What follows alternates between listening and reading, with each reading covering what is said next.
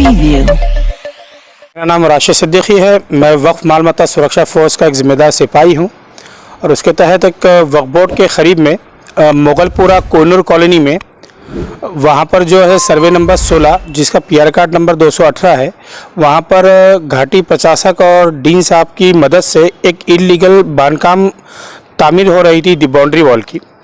उस boundary wall के तामीर काम में उन्होंने एक मज़ार जो है 20 जनवरी 2023 को फ्राइडे के दिन एक शहीद कर दिए, जिसकी शिकायत हम उनके पास लेकर गए, राइटिंग में भी दिए। उस दिन वक्फ बोर्ड की मीटिंग भी थी, तमाम मेंबरान से मिले, मैं ख़ास करके इम्तियाज़ जलील से उस दिन मिलकर भी वो लेटर दिया हूँ, मगर वक्फ बोर्ड की तरफ से और प्रशासक की तरफ से अफसोस कोई कार्रवाई नहीं हुई। लिहाजा फिर डीन से मुलाकात करने के बाद उन्होंने हामी भरी कि हाँ वो गलती हो गई, हम उसको काम रोकते हैं।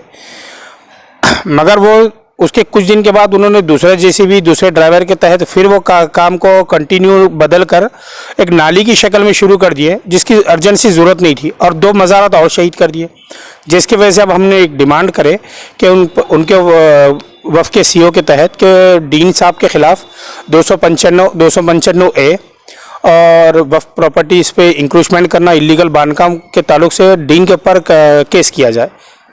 तो इसमें अभी तक आप बोल रहे इम्तियाज़ जलील सर से बात हुई, तो इम्तियाज़ जलील सर ने कुछ आश्वासन दिए थे आपको, कुछ करेंगे उसको? जी, उन्होंने आश्वासन तो बस ज़बानी तौर पर चेहरा हिलाकर ये कहे कि उस पर मैं मुझे लेटर दे दीजिए, मैं पढ़कर उस पर जल्द से जल्द कार्रवाई करता हूँ।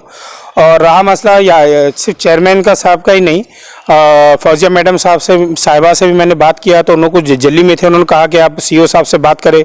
मैंने सीओ साहब से बात किया, वजाज साहब से बात किया, उनको पर्सनली मोबाइल पर डॉक्यूमेंट भेजा, मगर वो ये जो अक्सर बात आती है कि सुन के अनसुना वाली हरकत। राशिद भाई, इसके अंदर मतलब वक्फ मालमत्ता सुरक्षा फोर्स है क्या? आप अक्सर क्या बोलते देखे जाते चैनलों पे कि आप यहाँ का मुद्दा लाए वहाँ का लाए, तो आपकी ऑथराइज संगठन है? वक्फ मालमत्ता सुरक्षा फोर्स एक रजिस्टर्ड जमात है और ये ऑल ओवर हम इंडिया में हमने इसको रजिस्टर्ड किया है कंपनी एक्ट 8 के तहत। और ये हमारी एक असल में जो संगठन है ये मस्जिद के मातहत चलती है, जो अवैस बिन आमिर अल यमनी अल खरनी मस्जिद जो है उसके मातहत हम ये वक्फ मालमत्ता सुरक्षा फोर्स चलाते हैं। वक्फ फोर्स बनाने का मकसद ये था कि हम वक्फ बोर्ड के अंदर अधिकारी बहुत कम है और हमारी ज़मीन बहुत बड़ी है, ख़ास करके जैसे हम औरंगाबाद की बात करें, महाटवाड़ा की करें, तो यहाँ पर डिस्ट्रिक्ट ऑफिसर्स पहुँच नहीं पाते या फिर वक्फ के अधिकारी टोटल पहुँच नहीं पाते। तो वक्फ फोर्स अपने तौर पर वो प्रॉपर्टीज़ जो गैर कानूनी तौर पर लोग बांधकाम कर रहे हैं, इंक्रोचमेंट कर रहे हैं, डिवाइडर्स के तौर पर हो गया, कोई कंपनसेशन के तौर पर होगा, तो वक्फ मालमत्ता उसको प्रोटेक्शन करके वक्फ में जमा कराने का, उसकी नोटनी का काम करवाने का काम करती है। और जो आप घाटी का बता रहे हैं, तो ऐसा कितनी जगह ये लोग ने घेर लिए है अभी तक?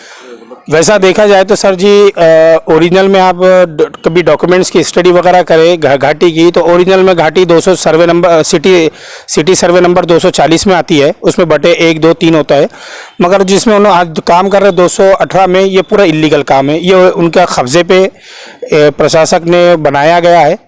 और वहाँ पे घाटी दवाखाना भी नहीं है, लड़कियों का एक छोटा सा हॉस्टल है जिसका अब इंक्रोच करके और बढ़ा रहे हैं और नदी तक उसका इंक्रोचमेंट बताते हैं। ऐसे बहुत सारे उनके मसले मसाइल है। तो जब तक वो एक दवाखाना, एक मेडिकल दवाखाना है, हॉस्पिटल है, वो हॉस्पिटल ने मेडिकल पर ध्यान देना चाहिए, ना कि सिविल के ऊपर।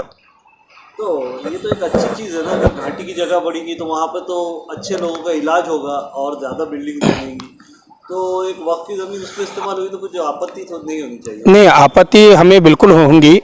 आप आपकी ज़मीन पे काम करें तो बेहतर है, मैं आपके घर में घुसकर काम करूंगा तो आपको आपत्ति होंगी साहब। वो वफ़ की ज़मीन है और वफ़ की ज़मीन हमारी ज़मीन है। हम अपने जो असलाफ है जो वहाँ पे दफन है, उनको इलीगल तौर पे जो फौत किया गया, हम उस चीज़ के विरोध में हैं। आप ज़मीन वक्फ से मांग कर लेते, आप एक्वायर करते, उसका कंपनसेशन देते तो वहाँ तक ठीक था, मगर धार्मिक स्थल एक्वायर नहीं होता है। तो अब अगर इस पर कुछ कार्रवाई नहीं होती है वक्फ बोर्ड की तरफ से या फिर प्रशासन की तरफ से, तो आप क्या करेंगे? अगला कदम क्या रहेगा? बिल्कुल, हम वक्फ बोर्ड के बाहर भी धरने देंगे, हम घाटी दवाखाने के अपने डीन के ऑफिस के बाहर भी धरने देंगे, हम लीगल वे में हम police station, commissioner office, police commissioner के पास भी जाएंगे, और नहीं कुछ होता है तो डायरेक्टली हम कोर्ट जाने की तो तैयारी में है ही।